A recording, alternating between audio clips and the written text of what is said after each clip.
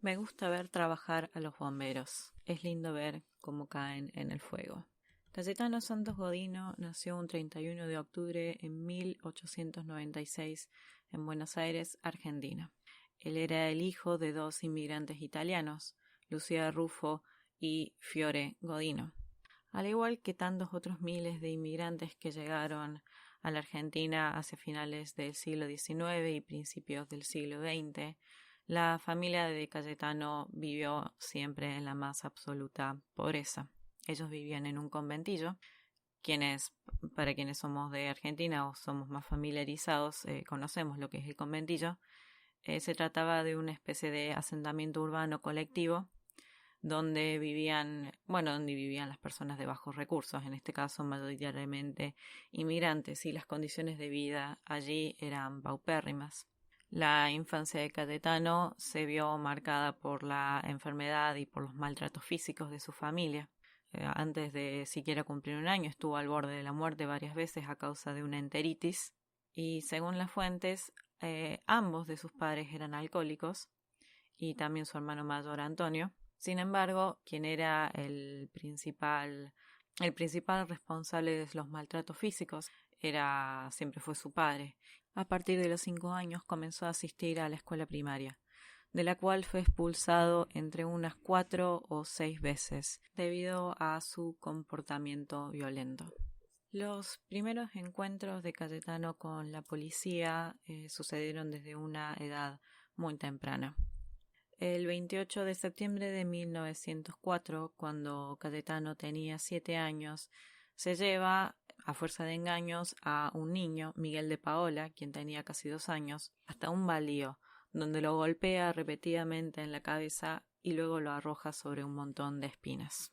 Un policía que pasaba cerca fue testigo de la escena y se encargó de llevar a ambos niños, Miguel de Paola sobrevivió al ataque, a la comisaría, de la cual luego fueron recogidos ambos por sus respectivas madres. Al año siguiente, Cayetano agrede a otra niña, a una niña de 18 meses que se llamaba Ana Neri. La metodología que tenía Cayetano para atacar en prácticamente todos los casos siempre fue la misma. Siempre se trató de buscar a niños más pequeños que él, tratar de llevarlos a terrenos baldíos o a algún lugar donde no hubiera gente, donde no hubiera nadie para observar el ataque, y digamos los golpeaba brutalmente. Casi siempre se trató de un adulto, en varios de los casos policías, quienes se encargaron de detenerlo. Bueno, en el caso de Ana Neri fue descubierto por un policía, quien lo detiene, pero debido a que tenía 7 años, no existía ningún tipo de institución donde se pudiera llevar a una persona que estuviera mostrando un comportamiento como él tenía. Y el 29 de marzo de 1906 sería el año de el primer presunto asesinato de Santos Godino. Y digo presunto y me voy a extender un poco después. El asesinato de María Rosa Fache fue confesado por Godino varios años después, cuando fue arrestado por su último asesinato, el más conocido. Según lo que dijo, en 1906 él se llevó a una niña de aproximadamente 3 años a un terreno baldío sobre la calle Río de Janeiro, donde intentó estrangularla y finalmente la enterró viva en una zanja. Cuando la policía años después va hacia el lugar donde él confesó haber enterrado ese cadáver, se encontró con que se había edificado un edificio, una casa de 2 pisos sobre ese lugar. Entonces no hubo posibilidad de recuperar el cuerpo del presunto asesinato.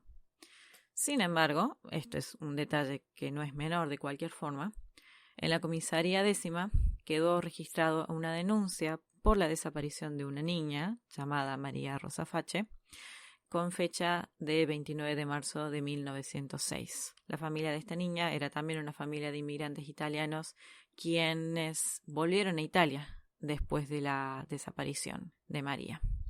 Unos días después del presunto primer asesinato de Santos Godino, Cayetano fue denunciado por su padre, quien primero descubrió un pájaro muerto en uno de sus zapatos o una de sus botas, y luego, después de inspeccionar, se encontró con una caja llena de animales muertos debajo de la cama que compartía con Godino o la cama de su hijo. Recordemos, la familia vivían en un conventillo, eso quiere decir que una sola familia solamente podía costearse alquilar una habitación. Al descubrir eso, Fiore lleva a su hijo Cayetano a la comisaría y en aquella ocasión se libró la siguiente acta. Cito: en la ciudad de Buenos Aires, a los 5 días del mes de abril del año 1906, compareció una persona que dijo llamarse Fiore Godino, ser italiano de 42 años de edad, con 18 de residencia en el país, casado, farolero y domiciliado en la calle 24 de noviembre. Enseguida expresó que tenía un hijo llamado Cayetano, argentino, de 9 años y 5 meses, el cual es absolutamente rebelde a la represión paternal, resultando que molesta a todos los vecinos, arrojándoles cascotes o injuriándolos, que deseando corregirlo en alguna forma, recurre a esta policía para que lo recluya donde crea oportuno y para el tiempo que quiera. En esa ocasión, Cayetano quedó recluido entre unos 2 y 3 meses. Una vez en libertad, vuelve a atacar. El 9 de septiembre de 1908 conduce a Severino González Caló, de 2 años, a una bodega ubicada frente al Colegio Sagrado Corazón. Allí trata de ahogar al niño en una pileta para caballos, pero el propietario del lugar, llamado Zacarías Caviglia, descubre la tentativa, pero en ese caso Godino le indica que él no estaba tratando de atacar al niño, que estaba tratando de salvarlo, e indicó que una mujer vestida de negro era la que había tratado de asesinar, de ahogar a Severino. 6 días más tarde, el 15 de septiembre, Cayetano quema con un cigarrillo los párpados de un niño llamado Julio Bote, de 22 meses de edad. En ese caso es descubierto por la víctima, la madre de la víctima, pero alcanza a huir. Cuando atacó a Severino también fue llevado a la policía y también fue puesto en libertad porque, bueno, tenía 12 años. No había nada que se pudiera hacer con él. El 6 de diciembre de ese año, los padres de Cayetano vuelven a entregarlo a la policía, pero en esa ocasión es enviado a la colonia de menores de Marcos Paz, que es donde él permanece recluido por unos 3 años aproximadamente.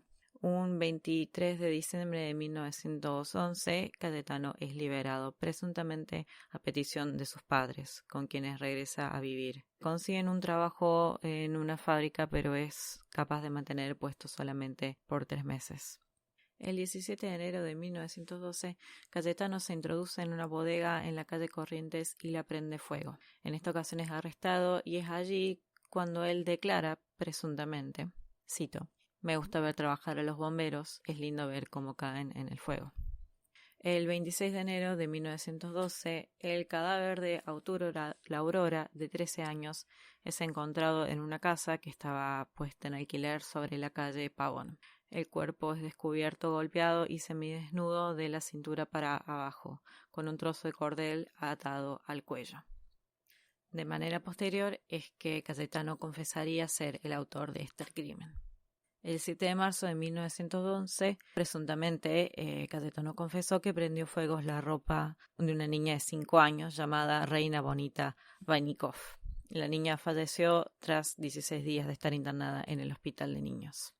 Durante noviembre, Cayetano es detenido o es descubierto 3 veces más en tentativa de un ataque.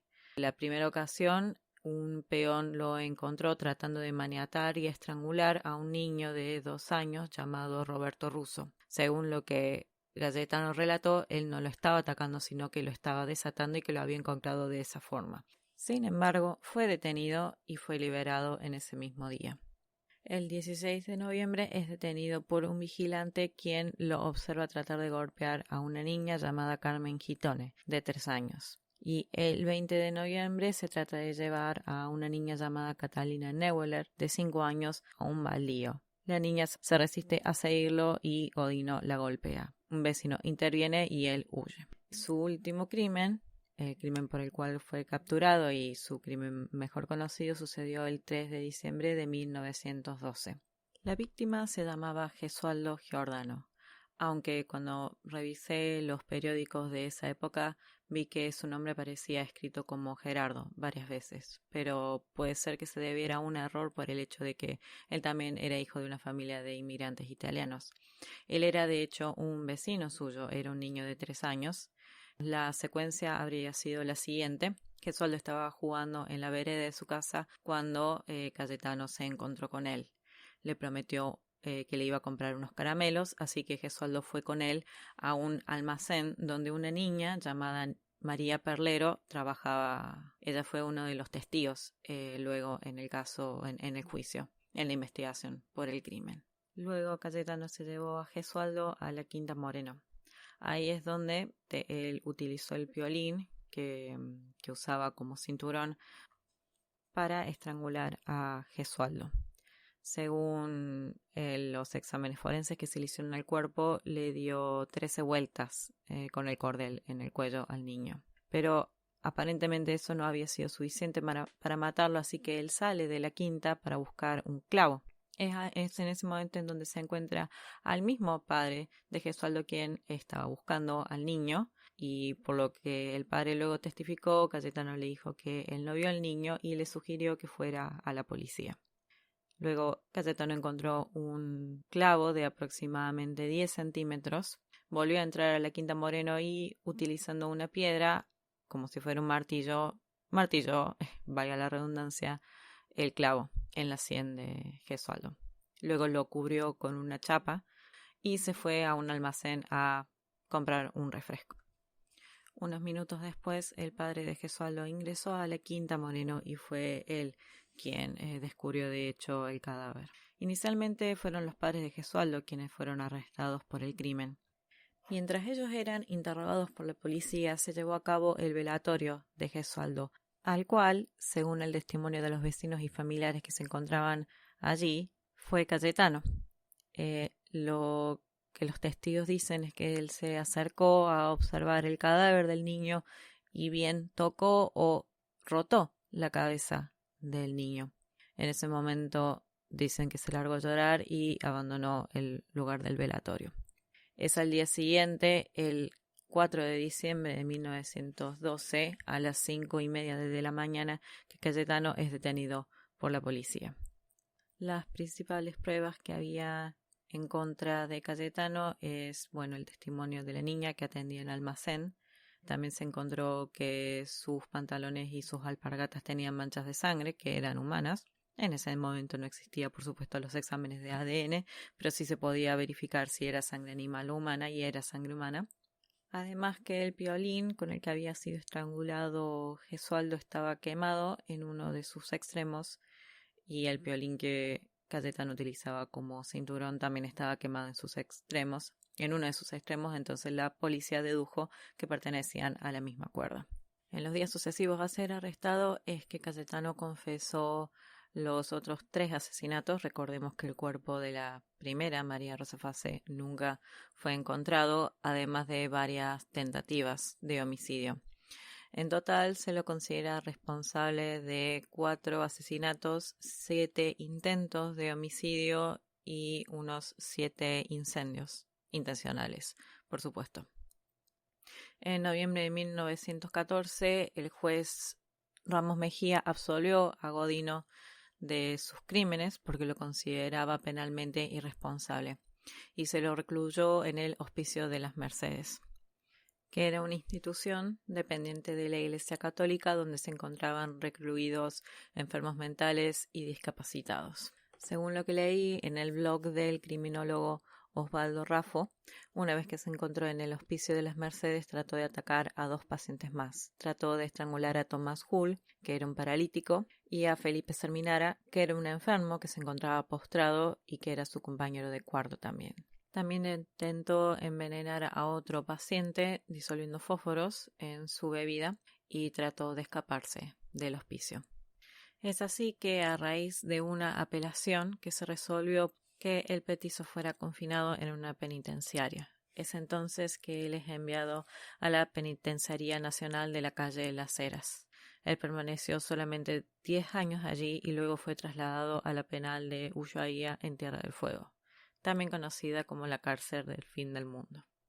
Es sabido que no era popular con los otros reclusos. Se dice que era considerado el soplón de los guardiacárceles y en una ocasión, en el año 1933, tuvo que ser hospitalizado durante 20 días